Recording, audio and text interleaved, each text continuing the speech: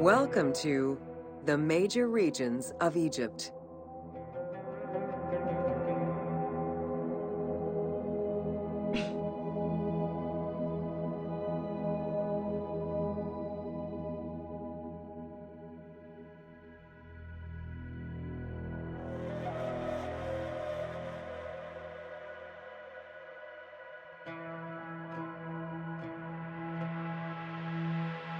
Life in ancient Egypt was concentrated along the shores of the Nile and divided into two regions.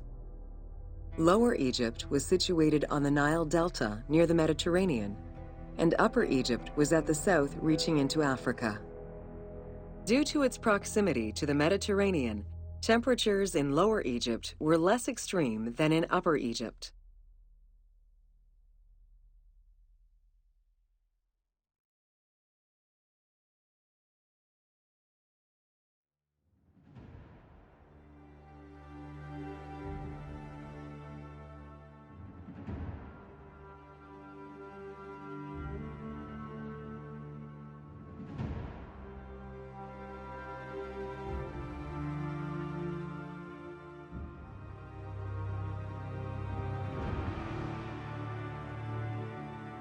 Until 3100 BCE and the unification of Egypt, each region had its own pharaoh and crown.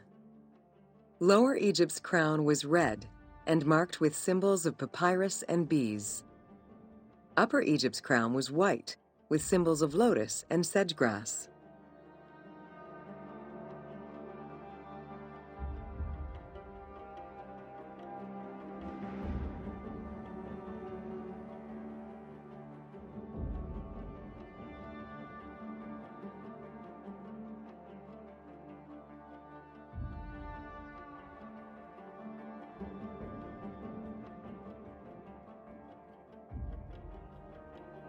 Both regions had competing major cities, most notably Memphis in Lower Egypt and Thebes in Upper Egypt. There were different religious cults in both regions, each worshipping their own major gods.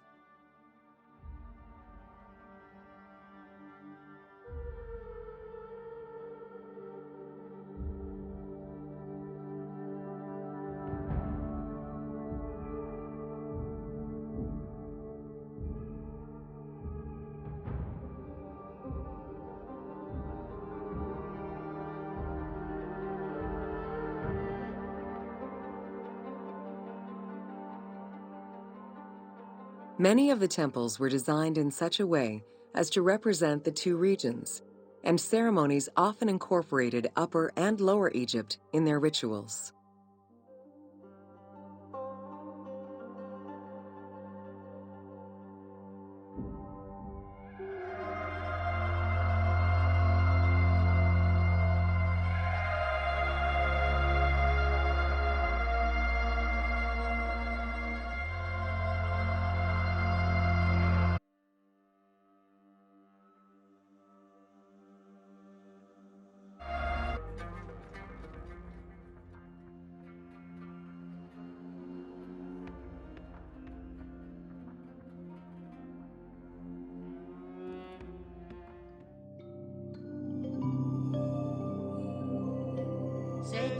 Welcome to Bringer of Life, the River Nile.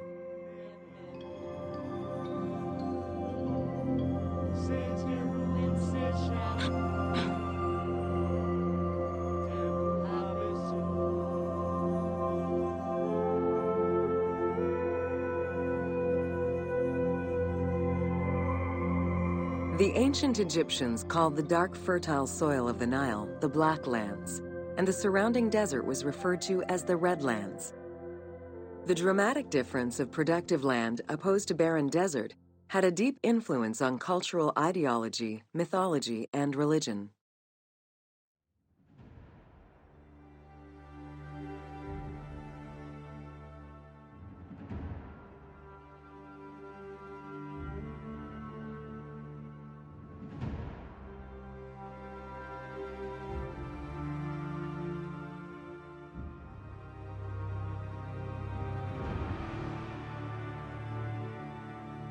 The Nile determined much of Egyptian civilization.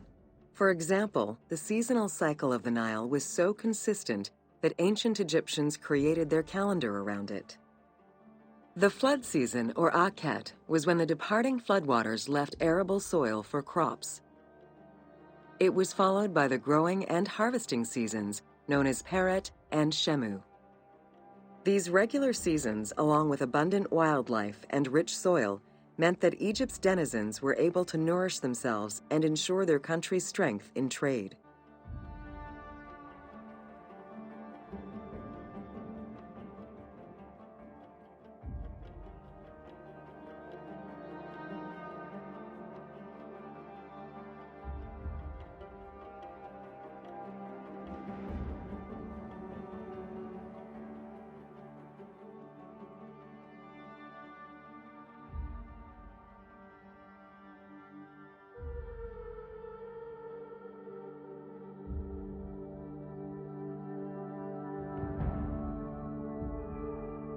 The River Nile, flowing from the south to the north, neatly traversed through both Upper and Lower Egypt.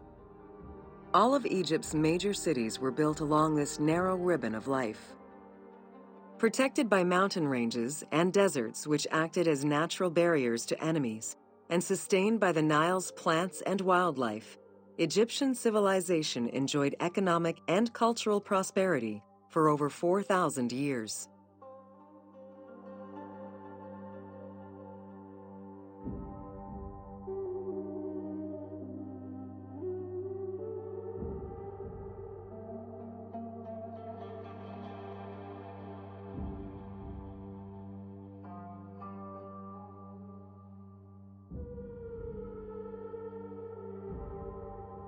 Both ancient Egyptians and ancient Greeks referred to the Nile as the river in their respective languages.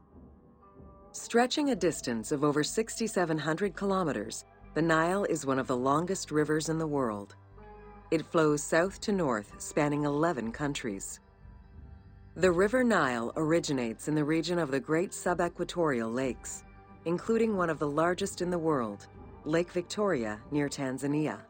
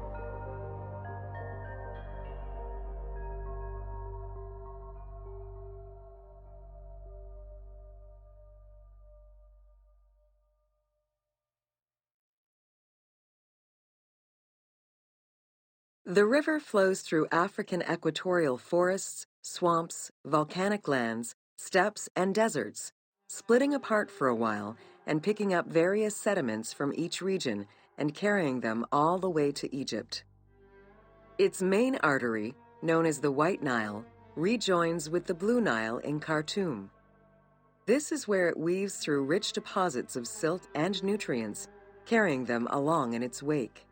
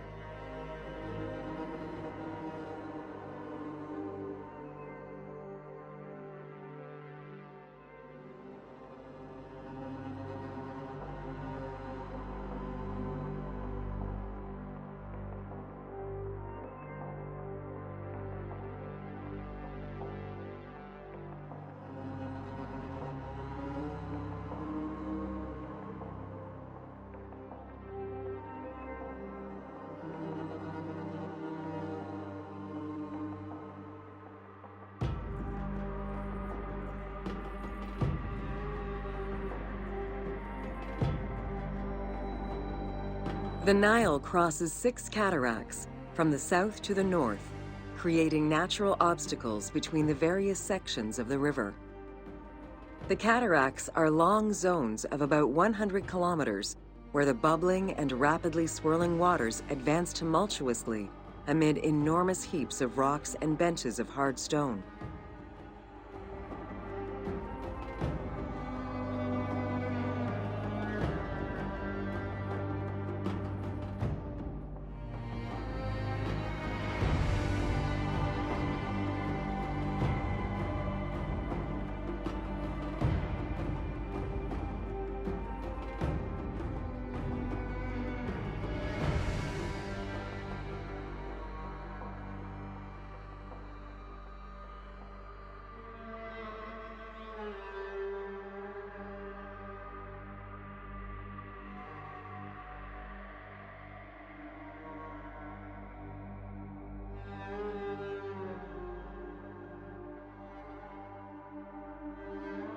It is after crossing Nubia and the first cataract that the river officially returns to Egypt in Aswan.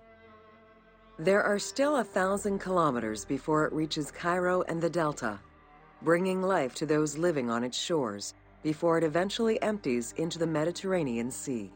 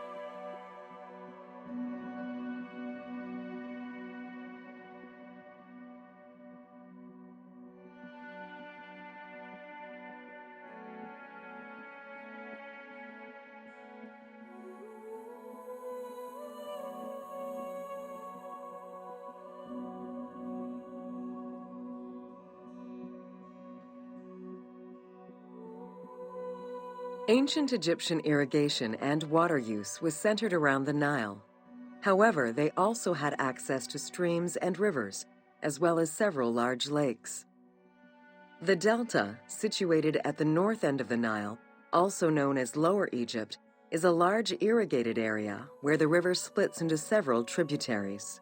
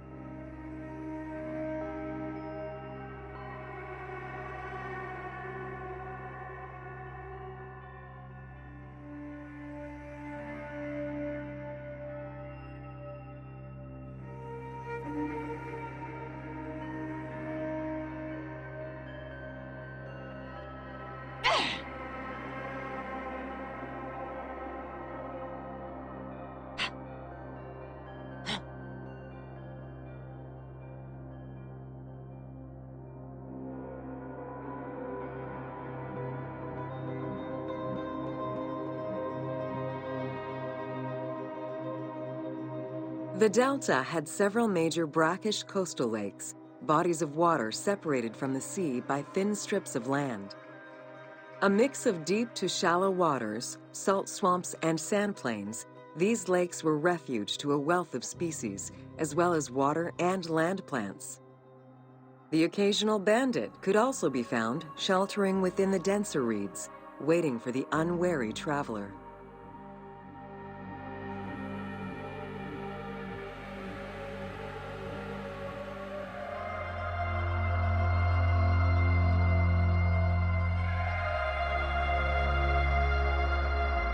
The delta had several major brackish coastal lakes, bodies of water separated from the sea.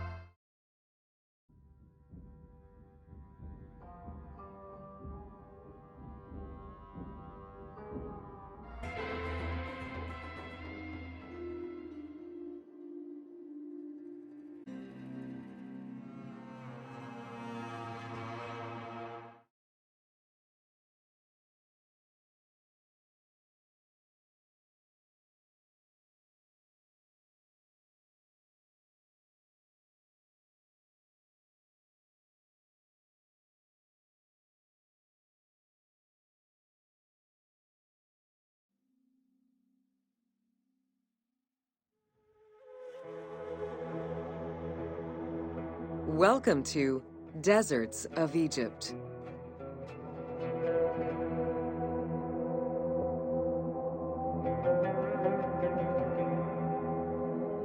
Reaching out on either side of the lush Nile are the harsh, arid Western Desert and the mountainous Eastern Desert. They cover nearly 94% of Egypt. Each of these parent deserts have their own microclimate and contain several smaller deserts with a distinctive fauna and flora. Whale fossils were discovered within the depths of the Sahara. Known as the Valley of the Whales, this location is evidence of the seas which once covered the area.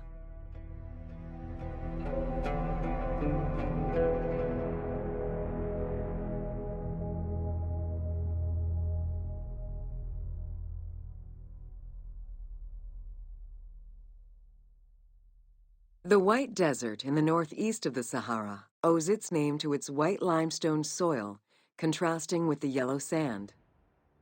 The wind has eroded the rocks of the White Desert into stone mushrooms, the most famous of which is referred to as the finger of God.